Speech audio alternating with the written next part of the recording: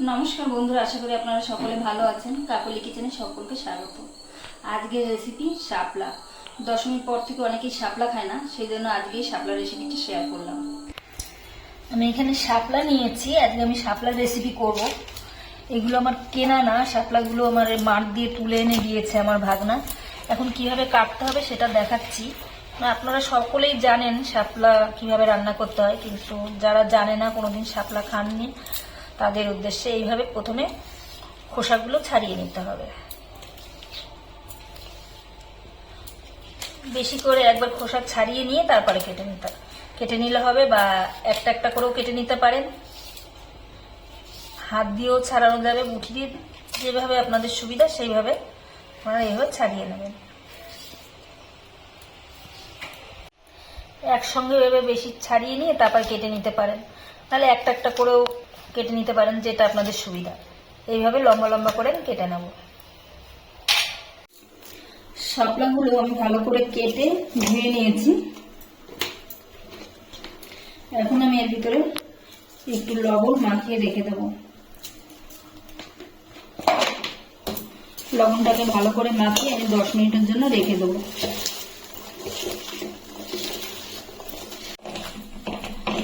10 minute আমি রেস্টে রেখে দিয়েছিলাম। এখন এটাকে ভালো করে একটু কষলে নিতে হবে।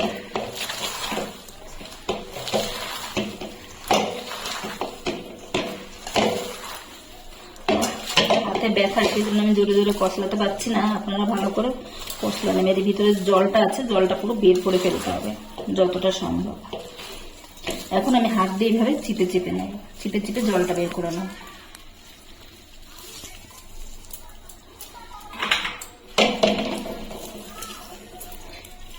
এইভাবে চিপে চিপে জলটা বের করে দিতে হবে।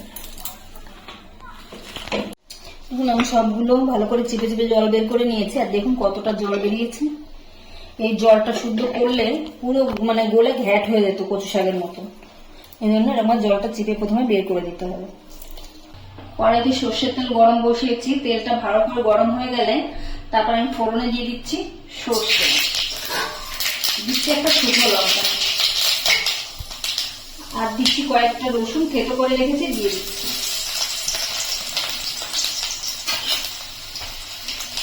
ফোড়নটা নেড়ে নেব।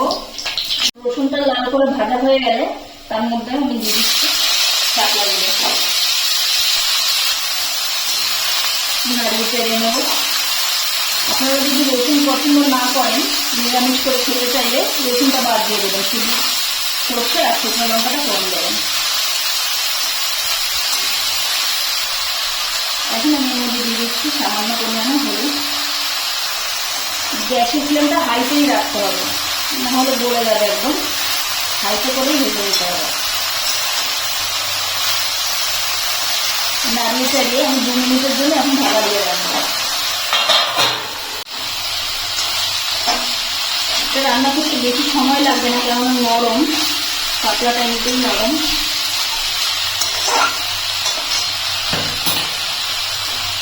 এখন এর মধ্যে দিয়ে দিচ্ছি অল্প করে লবণ। লবণটা বুঝিয়ে দিতে হবে, কেননা শাপলা প্রথমে আমি লবণ দিয়ে মেখে রেখেছিলাম। আর দিয়ে দিচ্ছি চেরা কাঁচা লঙ্কা। লবণটা দিয়ে একটু নাড়িয়ে চাড়িয়ে নেব।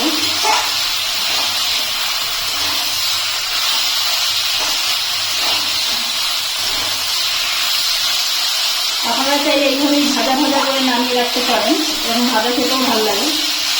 কিন্তু আমি একটুখানির মধ্যে সর্ষে আর পোস্ত জলে গুলে রেখেছিলাম, এটা গুঁড়ো পোস্তটা আমি দিয়ে দিচ্ছি। দিচ্ছি পরিমাণ মতো একটু চিনি, আমার শাপলাটা পাঁচা টাইপের, একটু চিনি না দিলে ভালো লাগবে না। এখন আমি ভালো করে নাড়িয়ে চাড়িয়ে নেব।